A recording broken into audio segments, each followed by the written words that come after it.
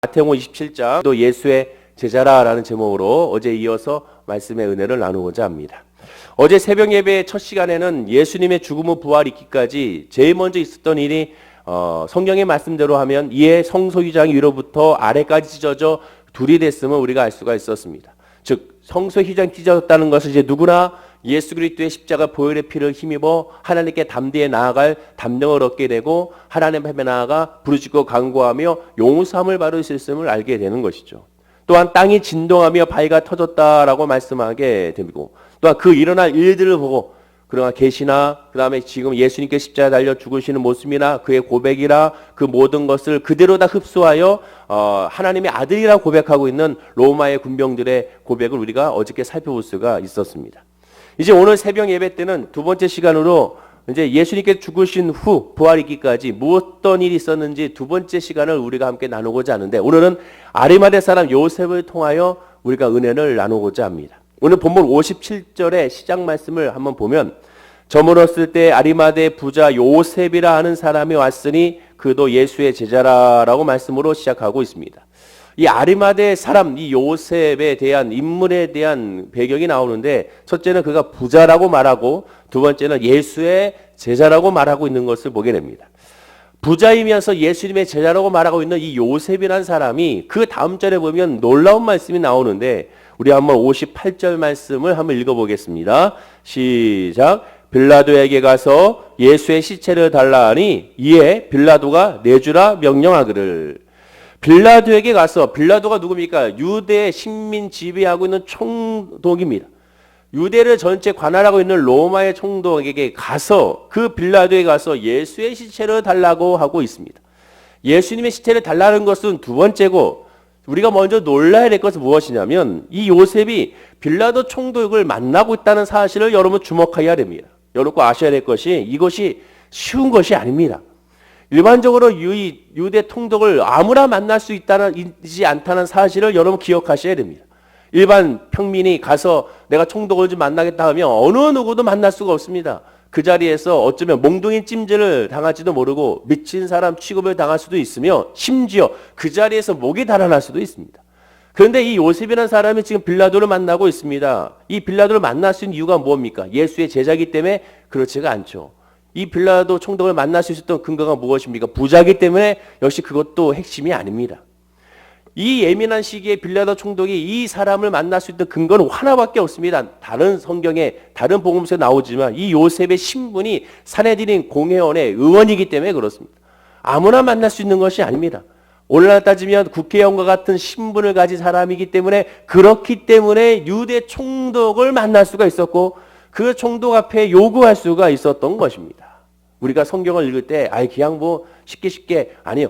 정확하게 배경도 알아야 되고 그 환경도 알아야 되며 그 다음에 그들의 모습을 정확히 알아야 당시의 모습 들어갔을 때 이 말씀을 더 쉽게 이해할 수 있고 우리가 아멘할 수가 있게 되는 겁니다. 이 요셉이라는 사람이 공회원 의원이기 때문에 빌라도 총독을 만날 수 있었고 그에게 시체를 달라고 말하고 있는 것을 보게 됩니다. 이것도 역시 놀라운 것이죠. 예수님의 시체를 달라는 것은 이것은 감히 상상할 수 없는 그런 요구를 하고 있는 겁니다. 그런데 여기서 또 놀라운 것, 세 번째 놀라운 것은 무엇이냐면 이 빌라도가 성경에 나와 있기를 이에 빌라도가 내주라 명령하기를 하며 순순히 허락하고 있다는 겁니다. 이것도 역시 놀라운 겁니다. 첫 번째 유대 총독을 만나는 것도 놀라운 것이고 예수의 시체를 달라고 하는 것도 놀라운 것이고 달라고 했더니 쉽게 내주는 것도 놀라운 것입니다. 이 세 가지 모든 것이 다 쉬운 것이 아니라 일반적인 것이 아니라는 사실을 여러분들 기억하셔야 됩니다. 결국 무슨 뜻이냐? 하나님의 역사와 하나님의 인도하심이 있기 때문에 이 모든 것이 가능하게 된 것이죠. 예수님은 유월절 절기가 시작하기에 바로 하루 전날 즉 금요일날 오후 3시에 죽음을 맞이하게 됩니다. 율법에 의하면 밤새 시체를 나무에 매달을 수가 없었기 때문에 더군다나 그 다음날에 절기이며 안식일이면 더욱더 그렇게 할 수가 없습니다. 그 전에 시신을 나무에서 내려오게 해야 되는 것이죠. 아리마대 사람 요셉이 이것을 모를 리가 없습니다. 왜? 산헤드린의 공회원 의원이었기 때문에 율법을 누구보다도 잘 알고 있는 사람이었기 때문에 이것을 모를 리가 없습니다. 누가복음 23장 50절에 분명히 이 요셉에 대해 설명하기를 공회 의원으로서 선하고 의로운 요셉이라 하는 사람이 있으니라고 말합니다. 자, 우리가 생각하는 선하고 의롭다는 것이 도덕적인 말이 아닙니다. 유대인들의 입장에서 선하고 의롭다는 것은 하나님의 율법을 잘 알고 그 율법을 철저히 지키는 사람을 선하고 의롭다고 표현하는 것을 우리가 주목해야 됩니다. 즉 하나님의 말씀을 잘 알며 그 말씀 따라서 예배하고 기도하는 데 있어서 모범이 되는 사람이라는 것을 우리가 기억해야 됩니다. 요셉은 사내딘의 공회 의원이었고 당연히 율법을 준수하는 사람이었으며 그 율법을 대해서 정확히 아는 사람이었기 때문에 예수님의 시신이 계속 나무에 매달려 있을 수가 없음을 누구보다도 잘 아는 사람이 이 요셉이었습니다. 자, 본문 57절을 보십시오. 성경은 자세히 보면 놀랍습니다. 57절에 보면 저물었을 때 아리마대 부자 요셉이라는 사람이 왔으니 그도 예수의 제자라. 성경 시작을 뭐라고 합니까? 저물었을 때. 예수님의 오후 3시에 운명을 다하시고 저물었다는 것은 이제 저녁 시간이 거의 다 됐음을 의미합니다. 그로부터 한 2시간, 3시간, 4시간의 시간이 지났음을 의미하게 되죠. 그 사이에 아마 요셉이 성경에 나와 있지 않지만 여러 가지 많은 생각을 하게 됐을 것이고 많은 고민을 하지 않았을까라는 생각이 들게 됩니다. 그러나 결심을 하고 이제는 해가 지기 전에 완전 지기 전에 예수님의 시신을 가져와야겠다. 저 나무에 달려있지 말아야겠다. 그것이 또 율법이니까. 그 다음에 또 절기니까. 그래서 이 요셉은 예수님의 시신을 달라고 요청하고 있는 것을 보게 됩니다. 또한 그도 예수의 제자라라고 분명히 말하고 있지 않습니까? 여러분 이 표현을 주목하셔야 됩니다. 예수의 제자라는 사실을. 그러니 더욱더 십자가의 그 수치에서 그대로 방치할 수가 없습니다. 왜냐? 십자가상의 예수님의 모습은 비참하지 않습니까?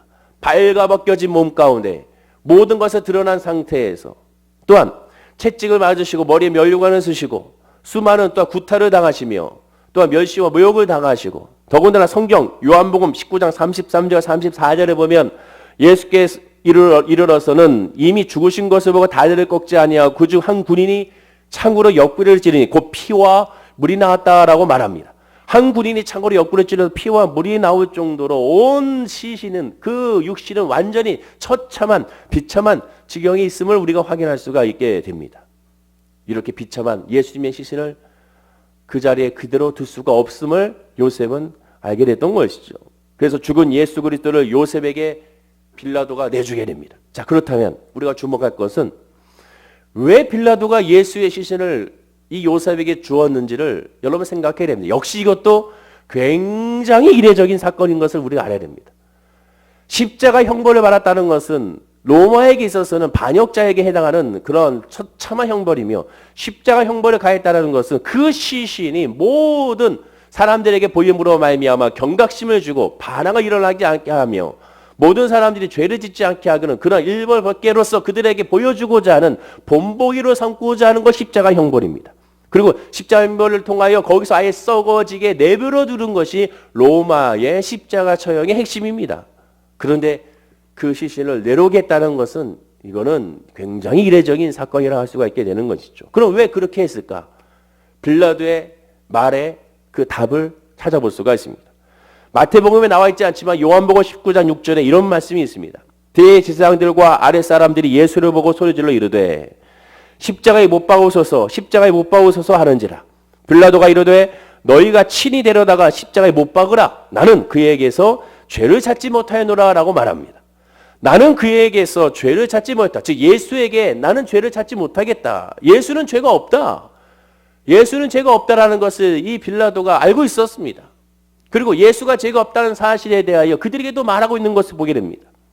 빌라도는 정확하게 예수가 무죄하는 것을 확신했습니다. 그래서 그가 어떻게 했습니까? 자기에게 죄를 돌리지 않게 하여 그들 앞에서 유대인들 앞에서 자기의 손을 씻는 퍼포먼스를 보인 것을 보게 되는 것이죠. 물론 그렇다고 죄가 벗어나지는 않지만 그러나 그런 모습을 보일 정도로 그런 예수 그리스도에 대한 죄가 없음을 그가 인정했습니다. 더군다나 유대 지도자들과의 마찰을 피하게 하기 위하여 소동을 피하기 위하여 그냥 예수의 시신을 그들에게 돌려준 것을 보게 되는 것입니다. 또한 종교적인 이유도 있었던 거죠. 유대교에 있어서의 예수의 그 시신을 계속 매달을 수 없다는 사실도 분명히 알고 있었을 것입니다. 그러나 더욱 중요한 것은 빌라도는 예수의 시신으로 말미암아 소동이 일어날까 두려워해서 그 소동이 내 책임이 아니라 그들의 책임이라는 것을 보이기 위하여 그 시신을 그들에게 돌려주는 것을 보게 됩니다. 자기의 관할에 있게 되면 그로 말미암아 자기의 소동이 되지만 그들의 관할에 있게 되면 그들끼리의 소동이 되기 때문에 그렇습니다. 더군다나 유대 공회 의원이었던 이 아리마대 사람 요셉의 요구도 무시할 수가 없는 것이죠. 예수님은 또한 의인이었기 때문에 절대적으로 함부로 대하지 말라는 또한 이 빌라도 총독의 아내의 말도 그 경고도 무시할 수 없었을 것입니다. 마음 가운데 꺼리킴이 남아 있었을 것이죠. 즉 여러 가지 이런 이유로 말미암아 빌라도 이 총독은 예수의 시신을 요셉에게 넘겨주게 된 것을 보게 됩니다. 어떻게든 정리하면 빌라도는 예수의 사건에서 손을 털고 싶었을 것입니다. 그 사건과 나와 상관이 없다고 선을 긋고 싶었던 겁니다.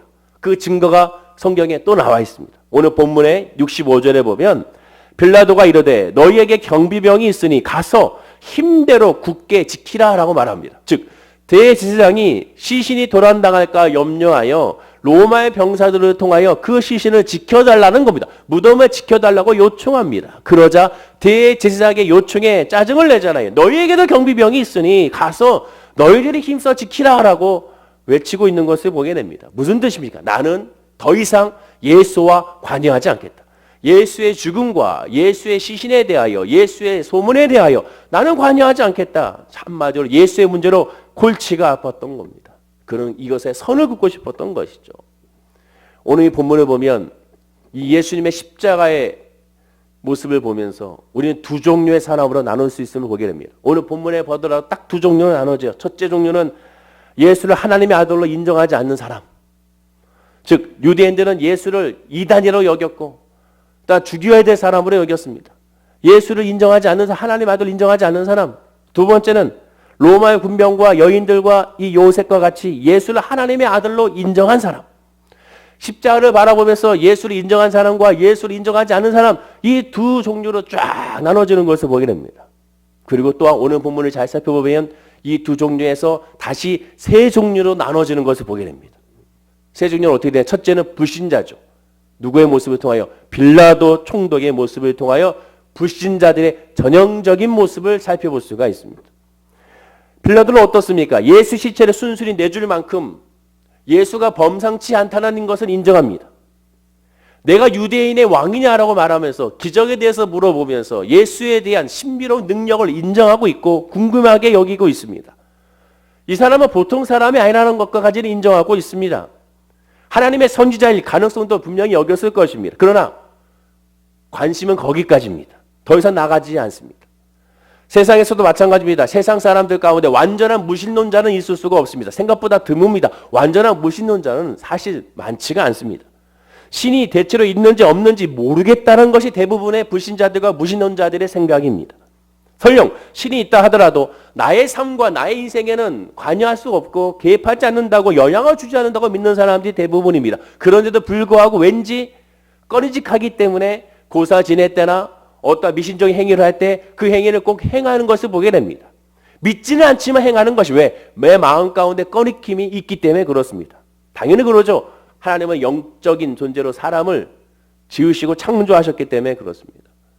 이러한 불신자들이나 무신론자들에 있어서의 종교란 자기 양심에 찔리는 것을 포장해주는 역할이라고 생각하게 되고 또 자기의 인격을 연모하여 수행하는 역할로 생각하게 되고 심지어 고난이 닥치거나 역경이 닥치거나 질병이 나오게 되면 연약한 사람들이 심리적인 안정을 취하기 위하여 종교를 찾는다고 말하는 사람들이 대부분 불신자들의 모습입니다. 즉 어느 정도는 관심이 있는 것 같으나 더 이상 나가지 않는 사람들의 특징이 불신자들의 빌라도 같은 사람들의 특징이라고 할 수가 있죠. 두 번째는 하나님을 아는 사람들입니다. 유대 종교주자들 오늘 추종하는 무리들이라 할 수 있죠. 대부분의 이스라엘 백성들이라고 할 수가 있습니다. 하나님을 알고는 있습니다. 그런 예수를 알지 못하는 사람입니다. 유일하신 창조자 하나님을 믿고 있습니다. 여호와 하나님을 향한 열심과 정성은 최고로 향하고 있습니다. 즉 종교성은 최고입니다. 그러나 예수 때 십자가의 은혜는 분인하는 사람들입니다. 오늘날도 마찬가지입니다. 하나님을 믿고 예배하나 예수도 그리스도도 믿으나 십자가의 은혜에 대해서는 무지한 사람입니다. 무슨 뜻입니까? 죄에 대한 회개와 죄에 대한 용서와 죄에 대한 인지를 하지 않는 사람입니다. 예배드리는 목적이 먼저 죄사함이거든요. 내 죄를 위하여 예배하고 구원을 위하여 예배하고 구원을 위하여 찬양하고 구원을 위하여 말씀 보고 구원을 위하여 하나님 앞에 기도하는 것이 먼저입니다. 영혼이 잘 되는 것이 먼저라는 것이죠. 그러나 예수 그리스도 앞에 내가 죄인이라는 사실을 깨닫지 못하는 사람입니다. 철저하게 십자가로 말미암아 눈물 흘리며 통곡하고 자복하는 것이 없습니다. 내가 죄인이라는 사실 언제든지 죄를 지을 수밖에 없는 그러한 의인이 아니라 죄인일 수밖에 없는 사실.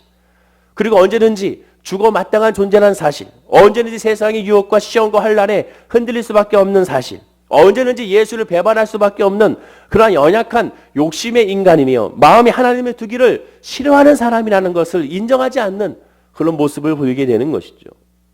즉 예수님께 회개하는 모습이 없는 사람이라고 할 수가 있게 됩니다. 이들에게 있어서의 예배와 기도는 다른 것이 아닙니다. 내 삶의 안녕과 내 삶의 평안을 위하여 예배하고 기도하는 것이 목적인 것이죠. 신명기 28장에 나와 있는 것처럼 들어가도 나가도 넘치도록 돈만 달라고 예배하고 기도하는 불이라고 할 수가 있게 됩니다. 거기에 죄란 없고 하나님의 뜻은 없고 하나님의 마음이라는 것은 없는 것이죠. 내가 원하는 것, 내가 구하는 것, 어제 말씀과 같이 지난 주일의 설교와 같이 내가 원하는 것, 나 중심의 신앙이라고 할 수가 있게 됩니다. 마지막 세 번째는 예수의 제자의 분류라고 할 수가 있죠. 오늘 본문의 주인공 아리마대 사람 요셉이라고 할 수가 있습니다. 이 아리마대 사람 요셉은 사내들인 공회원의 회원이었 의원이라고 말씀을 드렸습니다. 그러나 예수를 믿는다면 공개적으로 선회했던 사람입니다. 이건 대단히 이례적인 것이고 용감한 것이고 그들의 입장에서 무모한 것이라고 할 수가 있습니다. 왜냐하면 자기는 예수를 인정하고 예수의 제자라고 고백하며 예수의 시체를 달라고 하고 예수와 함께하며 예수 앞에 섰다는 것은 자기의 모든 것을 다 포기한다는 의미도 있기 때문에 그렇습니다. 더군다나 즉 예수님의 죄가 무엇입니까? 신성모독죄입니다. 유대교에 있어서 가장 무시무시하며 유대교에 있어서 가장 형벌이 극한 것이 바로 이 신성모독죄입니다. 그런데 신성모독죄로 십자가 처형을 당한 이 예수를 이 요셉이 어떻게 했습니까? 본문 59절과 60절을 보십시오. 우리 다 함께 한번 읽어볼까요? 자, 시작. 요셉이 시체를 가져다가 깨끗한 세마포로 싸서 바위 속에 판 자기 새 무덤에 넣어두고 큰 돌을 굴려 무덤 물에 놓고 가니. 깨끗한 세마포로 싸서 자기가 이 예수의 시신을 가지고 염원했다라는 것이죠. 또한 바위 속에 판 자기 무덤, 자기 새 무덤, 자기와 자기 가족을 위하여 준비해놓은 그 무덤에 예수님의 시신을 안치하고 있는 것을 보게 됩니다. 예수님의 장사 절차를 직접 진행했습니다. 자기의 가족 묘지에 또한 예수님을 안장했습니다. 부자이자 공회원 회원이니까 의원이니까 충분히 그럴 수 있다고 생각합니까? 그렇지가 않습니다. 오히려 부자이기 때문에 공회원 의원이기 때문에 더욱더 어려운 일이고 할 수가 없는 일이며 눈치 보는 일이며 또한 모든 것을 포기할 수 있고 심지어 죽을 수 있는 일을 지금 누가 하고 있습니까? 이 요셉이 하고 있는 겁니다. 어느 누구도 할 수 없는 일인 겁니다. 오늘날도 마찬가지잖아요. 재벌들은 친형제끼리 소소하고 원수가 되는 것을 보게 됩니다. 고위 공무직일수록 권모술수와 부정부패가 늘어나고 있는 것을 보게 됩니다.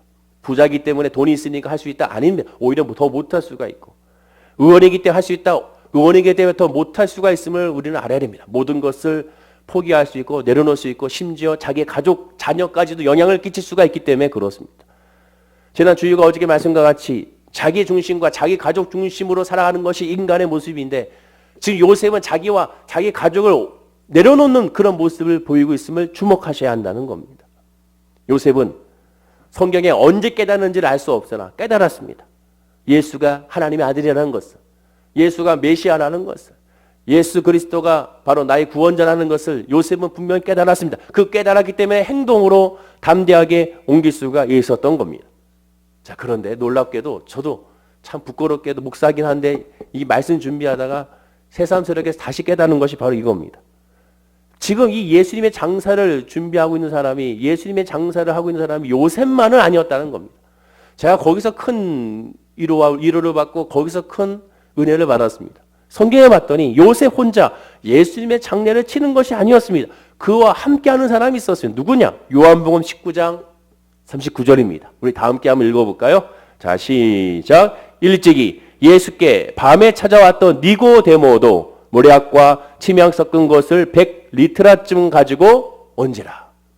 요셉 혼자 예수님의 시신을 가져다가 염을 예수님의 장례를 준비한 것이 아니었습니다. 그와 함께하는 니고데모라는 사람이 있었던 것이. 니고데모가 누굽니까? 같은 공회원 의원이었습니다.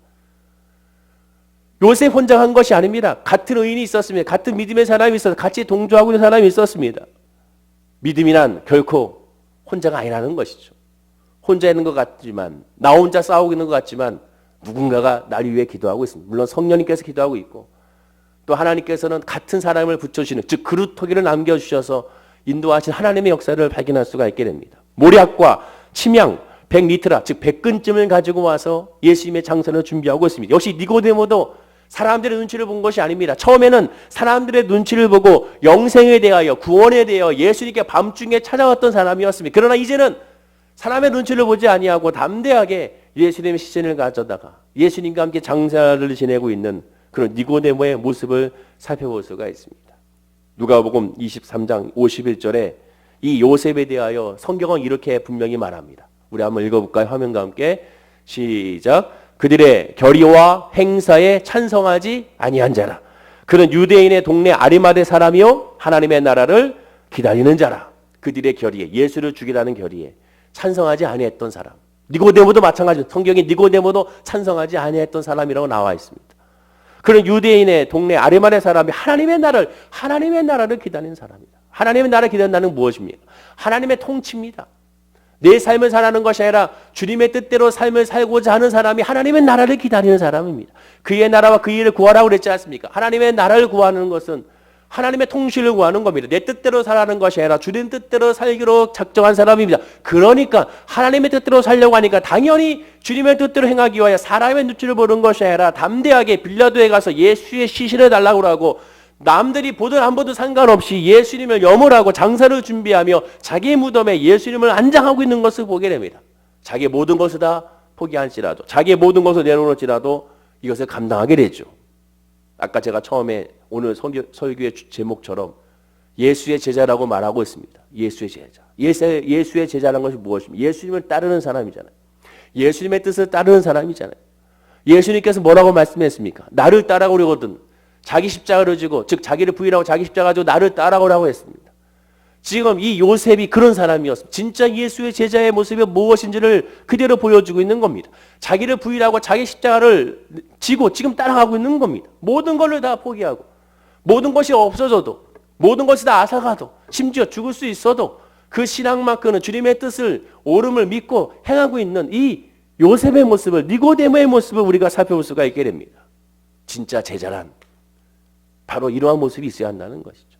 그때 나와 내 가족을 위하여 살아가는 것이 아니라 하나님을 위하여, 예수의 뜻을 위하여 손해본다 하더라도, 인간의 상식으로는 이것은 아니라 할지라도, 그러나 인간의 상식으로 살아가는 것이 아니라 믿음으로 살아가고 주님의 뜻으로 살아가고 하나님 나라의 통치로 살아가는 사람이 성도라면 그 믿음 가운데 고백하고 행할 수 있는 사람이 예수의 제자라는 사실을 우리가 기억해야 됩니다. 자기들이 예수의 제자라고 사람들에게 자랑했던, 자기들이 예수의 제자라고 주님의 나라에 임할 때 누가 어느 편에 설 것인지 싸웠던 진짜 12명의 예수님의 제자들은 가장 중요한 순간에 다 뿔뿔이 흩어져서 그 자리에 없었습니다. 그러나 숨겨져 있던, 그러나 숨겨지지 않았던 이 예수의 제자였던 니고데모와 요셉은 담대하게 예수님과 함께하면서 예수님의 뜻을 이루고 있는 모습을 우리가 알 수가 있게 되는 것이죠. 그렇습니다. 오늘 이 새벽에 우리가 한번 묵상해 봐야 될 것이 바로 이것이죠. 어제 말씀처럼 예수가 누군지를 알고 있다면 그러면 이제는 내가 과연 예수의 제자인지를 한번 묵상해 봐야 됩니다. 예수의 제자로서 주님의 뜻을 쫓고 있는지, 하나님의 나라의 영광을 위하여 살고 있는지, 하나님의 아들임에도 불구하고, 하나님의 자녀인데도 불구하고 주님의 뜻을 이루기 위하여 묵상하고 행하고 있는지, 예배와 행함은 전혀 다른 곳에 행하고 있지 않은지를 살펴봐야 됩니다. 그러나 또 기억할 것은 우리가 행함이 없다라는 그 자체로 또 실망할 필요는 없습니다. 왜? 그 행함은 내가 할 수 있는 것이 아니기 때문에. 나 의지로 행할 수 있는 것이 아닙니다. 따라서 행하지 못하는 것에 대해 정죄할 필요가 없어요. 왜? 하나님의 은혜가 임하고 성령이 임하고 믿음이 임해야 행할 수 있기 때문에 그렇습니다. 그러니 우리도 마찬가지입니다. 예수님도 정죄하지 않았습니다. 예수님의 제자들이 왜 너희들 이 요셉처럼 못하냐? 왜 니고데모처럼 못하냐? 이렇게 말씀하지 않았습니다. 예수님이 베드로에게 뭐라고 했습니까? 나를 사랑하느냐? 나를 사랑하느냐고 물어본 것처럼 하나님의 은혜가 임해야 이 모든 것을 행할 수가 있게 되는 겁니다.